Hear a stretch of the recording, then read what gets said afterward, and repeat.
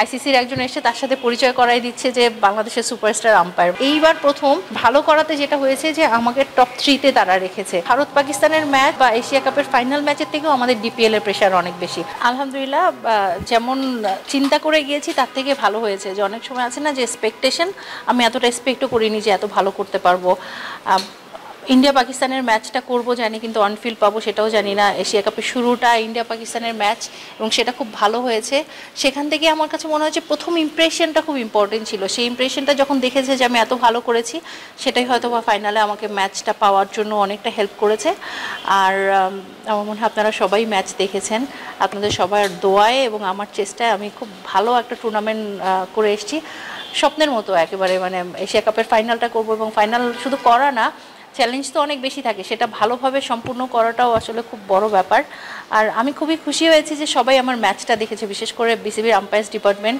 Office ছিল, ওরা অফিসের সব আম্পায়াররা একসাথে হয়ে ম্যাচ দেখেছে। অফিস ছুটি হয়ে যাওয়ার পরেও একসাথে আমার ম্যাচটা দেখেছে শুধুমাত্র আম্পায়ারিং দেখার জন্য। সেটা আমাকে খুবই আনন্দিত করেছে যে এভাবে আসলে সবাই আমাকে সাপোর্ট করেছে দেখে আজকে এই জায়গাটায় আসতে পেরেছি। না, রিভিউটা আমি খুবই ভালো পেয়েছি। বিশেষ করে প্রথমত আমি যদি ম্যাচ রেফারিদের কথা বলি, তারা ইনস্ট্যান্টলি বলে। সেখানে শ্রীলঙ্কান একজন ছিলেন এবং ইন্ডিয়ার জিএস লক্ষ্মী ছিলেন ওয়ার্ল্ডের সেরা ম্যাচ রেফারি। উনি আমাকে প্রথম ম্যাচ দেখেই বলেছে, জেসি আমি জানি তুমি ভালো, কিন্তু এতটা ভালো আমি আশা করিনি। সো ওনার এক্সপেকটেশনের থেকেও ভালো উনি আমাকে পেয়েছে এবং আল্লাহর রহমতে কোনো ম্যাচে কোনো ধরনের ইরার পাইনি। এবং এসিসির সবথেকে বড় ব্যাপার আপনাদের সাপোর্ট ছিল সবসময়। এসিসির যে হেড, আমার সাথে দেখা হলেই আইসিসির একজন এসে তার সাথে পরিচয় করাই দিচ্ছে যে বাংলাদেশের সুপারস্টার আম্পায়ার। মানে বাংলাদেশের মিডিয়া এত বেশি আমাকে নিয়ে ফোকাস করেছে এবং ওখানেও আপনাদের মধ্যে অনেকেই ছিল ওখানে। ম্যাচের পরে যখন আমার ইন্টারভিউ নিতে গেছে, সে হেসে বলছে যে সবাইকে দেখেছি যে প্লেয়ারদের ইন্টারভিউ নিতে, এই প্রথম বাংলাদেশি মিডিয়াকে দেখলাম যে আম্পায়ারদের ইন্টারভিউ নিতে। সো আমার এই জায়গায় আসতে আমার মনে হয় যে আপনাদের অবদান আসলেই অনেক বেশি। আপনারা যেভাবে প্রথম থেকে এই পর্যন্ত সাপোর্ট করেছেন, এর জন্য মনে হয় যে বাংলাদেশের উইমেন আম্পায়াররা আমরা এই জায়গায় যেতে পেরেছি এবং ভালো করার সাহস করেছি। একটা ব্যাপার সবসময় কাজ করে মাথায়, যে ধরেন আমার নিজের জন্য নিজেকে ভালো করতে হবে, কিন্তু যখন আমি জানি যে সবাই আমার দিকে তাকিয়ে আছে, তখন আরও মনে হয় যে প্রেশারটা আরও বেশি, দায়িত্বটা আরও বেড়ে যায়। তখন আমার কাছে মনে হয় যে না, আমাকে আরও বেশি ভালো করতে হবে। সব কিছু মিলিয়ে মনে হয় ভালো পারফরমেন্সটা হয়েছে। আপনার লাইফে গত 5-6 মাস খুব মানে উত্থান পতন না, মানে অনেক ঘটনার মধ্যে দিয়ে গেছে এবং পজিটিভলি আপনার সাথে ঘটনা ঘটেছে, যেটা আম্পায়ার্স কমিটি থেকে সিদ্ধান্ত নেওয়া হয়েছিল যে আপনাকে বিগ ম্যাচে এক্সপিরিয়েন্স করানো। সেটা হয়তো ছেলেদের মাধ্যমে হয়েছে, যে ম্যাচটা হয়তো অনেক ঘটনা ঘটেছে জানেন বা মনে আছে। আপনার কি মনে হয় যে এই ম্যাচগুলো করা বা আম্পায়ার্স কমিটি আপনাকে ওইভাবে মানে বিবেচনা করা, এটা আপনার কাছে দিয়েছে? আপনার কনফিডেন্স হোক, আপনাকে ব্যাক করা হোক, সব কিছু মিলিয়ে? না, অবশ্যই। দেখেন, আমি আজকে এই জায়গায় এসেছি শুধুমাত্র আম্পায়ার্স কমিটি আমাকে এই জায়গাটা এনেছে। হয়তোবা আমি এত বেশি এক্সপেক্টও করিনি যে এত কম সময়ে ছেলেদের ম্যাচগুলো বিশেষ করে এটা আম্পায়ার্স কমিটি, বাংলাদেশের আম্পায়ার্স কমিটির মতো কারো এই সাহস হয়তোবা নেই। পুরো ওয়ার্ল্ডের কথা আমি যদি বলি, ইন্ডিয়ার কেউই, শুধু ইন্ডিয়ার 2জন আম্পায়ার ছেলেদের 1-2 ম্যাচ করেছে। এছাড়া আর কোনো দেশের মেয়ে আম্পায়াররা কিন্তু ছেলেদের ম্যাচ করে না। সেখানে বাংলাদেশে আমরা আম্পায়ারিং শুরু করেছি। সেখানে মিঠু ভাইয়ের কথা তো অবশ্যই বলতে হবে। মিঠু ভাই, ওমর ভাই, অভি ভাই, মণি ভাই, প্রত্যেকটা মানুষ যেই সাহসটা করেছে আমাকে নিয়ে, আমি অনেকটা গিনিপিকের মতো, মানে আমাকে ছেড়ে দিয়েছে এবং ওনারা জানেন, সেই বিশ্বাসটা আসলে ছিল যে আমি হয়তো ভালো করতে পারবো। এবং দেখেন, এই যে প্রেশারগুলো আমি বাংলাদেশের ছেলেদের 3rd division, 2nd division, 1st division, প্রিমিয়ারে যে প্রেশারগুলো, যে প্রেশার ম্যাচগুলো করে এসেছি, সেটা আমাকে হেল্প করেছে এশিয়া কাপের ফাইনাল করাতে বা এশিয়া কাপে ভারত পাকিস্তানের ম্যাচ করাতে। কারণ আমার কাছে এখনও মনে হয় যে ভারত পাকিস্তানের ম্যাচ বা এশিয়া কাপের ফাইনাল ম্যাচের থেকেও আমাদের ডিপিএলের প্রেশার অনেক বেশি।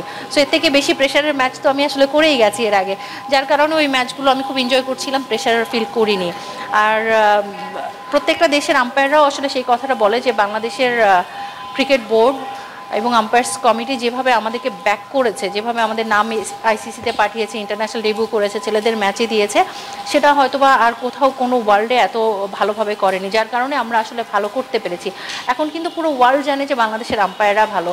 এসিসির কথাও বলি যে এসিসির টুর্নামেন্ট আমি এর আগেও করেছি, বাট ওরা সবসময় ইন্ডিয়া, পাকিস্তান বা শ্রীলঙ্কান আম্পায়ারদের নামের ভারে এগিয়ে দেয়। কারণ হচ্ছে তারা ওয়ার্ল্ড কাপ করে এসছে।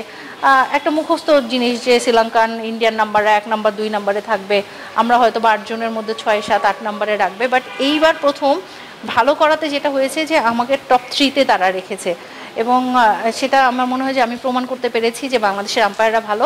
আশা করছি এবার যেহেতু আমি ভালো করেছি, সামনের বছর আমার সাথে আর কেউ হয়তো বা যাবে। এবং আমি এসিসিকে এটাও বলেছি যে তুমি বাংলাদেশি আম্পায়ারদের বিশ্বাস করতে পারো, বাংলাদেশ থেকে একজন আম্পায়ার না, অ্যাটলিস্ট দুজন আম্পায়ার ডিজার্ভ করে এই জায়গাটায়। আশা করি এর পরের টুর্নামেন্টগুলোতে আমার সাথে অন্য কাউকে আপনারা দেখতে পারবেন। এশিয়া কাপটা করেছেন, সামনে ঘটনাটিতে বিশ্বকাপ রয়েছে, সেখানে আসলে এই এক্সপিরিয়েন্সটা কতটুকু কাজে লাগবে যদি সুযোগ পান, যে আসলে কতটুকু আশাবাদী এই বিশ্বকাপে আসলে আম্পায়ারিং করতে পারবেন? দেখেন, আমি তো আশাবাদী এবং স্বপ্ন সেটাই দেখছি, বিসিবিও সেটা নিয়ে আশাবাদী, আইসিসির সাথেও কথা মোটামুটি তাদের হয়েছে, কিন্তু যতক্ষণ পর্যন্ত না কনফার্ম হচ্ছে কোনো কিছু বলা যাচ্ছে না। সুযোগ আছে, হ্যাঁ, বিশ্বকাপের সুযোগ আছে। বাংলাদেশের মাটিতে বিশ্বকাপ, সেই স্বপ্ন তো সবাই দেখি, হয়তো বা এরপরে সুযোগ আসবে, তবে এই সুযোগটা যদি আসে তাহলে অবশ্যই খুবই ভালো হবে। আর আমাদের ম্যাচগুলো যেটা হয়েছে যে আমাদের রিপোর্ট তো আইসিসিতেও যায় এবং আইসিসি থেকেও লোক এসেছিল ম্যাচ দেখার জন্য, যেহেতু ম্যাচগুলো সব টেলিভাইজ হয়েছে। বিশেষ করে ফাইনাল ম্যাচ করাতে সব থেকে ভালো হয়েছে, কারণ সবাই তো আসলে হ্যান্ডেলটা সেভাবে নিতে, প্রেশারটা হ্যান্ডেল করতে পারে কিনা সেটা এই বড় ম্যাচেই প্রমাণ হয়। এবং সেখানে শ্রীলঙ্কা এত বেশি দর্শক, মেয়েদের ক্রিকেটে এত বেশি দর্শক হয়তো বা ইন্ডিয়া ছাড়া আর কোথাও হয় না, সেখানে এত বেশি দর্শকের মাঝে এই ম্যাচটা একেবারে প্রেশারলেস ছাড়া করেছি, সেটা মনে হয় আমার জন্য ভালো হয়েছে। এখন যদি আইসিসি সেটা দেখে থাকে বা তাদের মাথায় যদি থাকে, যদি অপশন থাকে, অবশ্যই আমি একটা সুযোগ হয়তো বা পাবো। ফাইনালে আমার একটা ইনসিডেন্ট ছিল, সেটা যদি একটু শেয়ার করেন। দেখেন, সেটা কোনো ইনসিডেন্স না। হারমান এমন একটা প্লেয়ার যে কোনো কিছু, হারমান শুধু না, যে কোনো ক্যাপ্টেনেরই বা যে কোনো প্লেয়ারেরই সেই রাইট থাকে যে আপিল করলে আমি আউট দিলাম নাকি নট আউট দিলাম, কেন দিলাম সেটা জানতে চাওয়া। যেটা হয়েছে যে চামারি আতাপাত্তুর 4 নম্বর বা 5 নম্বর ওভারে একটা এলবিডব্লিউর আপিল ছিল, সেটা যেভাবে আপিল করছিল ইন্ডিয়ান প্লেয়াররা, আমি নট আউট বলাতে তাদের মানে এক্সপ্রেশন পাল্টে গেছে, তাদের কাছে মনে হয়েছে যে 100% আউট আমি দেইনি। হারমান এসে আমাকে জিজ্ঞেস করছিল যে কেন আমি আউটটা দেইনি, তো আমি সাথে সাথে বলে দিয়েছি যে লেগ স্টাম্পের বাইরে পিচ আপ করেছে। তো হারমান হয়তো বা কথাটা খুব ভালোভাবে অ্যাকসেপ্ট করেনি, কিন্তু ঠিক ওই মুহূর্তে বড় স্ক্রিনে আমি এবং হারমান তাকিয়ে আছি, বড় স্ক্রিনে দেখালো যে লেগ স্টাম্পের বেশ বাইরে, এবং তখন আমি বললাম যে হারমান দেখেছো যে বড় স্ক্রিনের বাইরে, তখন হারমান এসে আমাকে এরকম হাত দিয়ে বললো যে ম্যাম ভেরি গুড ডিসিশন, তো সাথে সাথে অ্যাপ্রিসিয়েট করলো। এটা অপোজিটও আর একটা হয়েছে, যখন শুরুর দিকে শেফালির একটা এলবিডব্লিউর আপিল ছিল লেগ স্টাম্পের বাইরে একটু পিচ আপ, সেটা আমাকে স্মৃতি অন্য দিক থেকে বলছিল যে ম্যাম কেন আউট দেননি, স্মৃতি মান্দানা নিজে বলছিল যে হারমানের মানে শেফালির আউটটা তো তার কাছেও মনে হয়েছিল আউট, তো আমি বলেছি যে লেগ স্টাম্পের বাইরে। ঠিক ওই মুহূর্তে আমরা দুজন আবার বড় স্ক্রিনে দেখলাম এবং দেখলাম লেগ স্টাম্পের বাইরে, তখন স্মৃতি নিজে আমাকে বললো ম্যাম গুড ডিসিশন। সো সবার কাছে আসলে এলবিডব্লিউর আপিল যখন করে সবাই জানে যে চামারি আতাপাত্তুর উইকেটটা খুবই ইম্পর্টেন্ট, ওই উইকেটটা নিলে হয়তো বা এশিয়া কাপটা ইন্ডিয়ার হতে পারতো। তো একটু অ্যাগ্রেসিভ থাকবে, কিন্তু যখন আবার এটা সাথে সাথে প্রমাণ হয়ে যায় যে আমি ঠিক ছিলাম, সাথে সাথে এসে হারমান আমাকে অ্যাপ্রিসিয়েট করেছে। এশিয়া কাপের শুরুটা ইন্ডিয়া পাকিস্তানের ম্যাচ এবং সেটা খুব ভালো হয়েছে, সেখান থেকে আমার কাছে মনে হয় যে প্রথম ইমপ্রেশনটা খুব ইম্পর্টেন্ট ছিল, সেই ইমপ্রেশনটা যখন দেখেছে যে আমি এত ভালো করেছি, সেটাই হয়তো বা ফাইনালে আমাকে ম্যাচটা পাওয়ার জন্য অনেকটা হেল্প করেছে।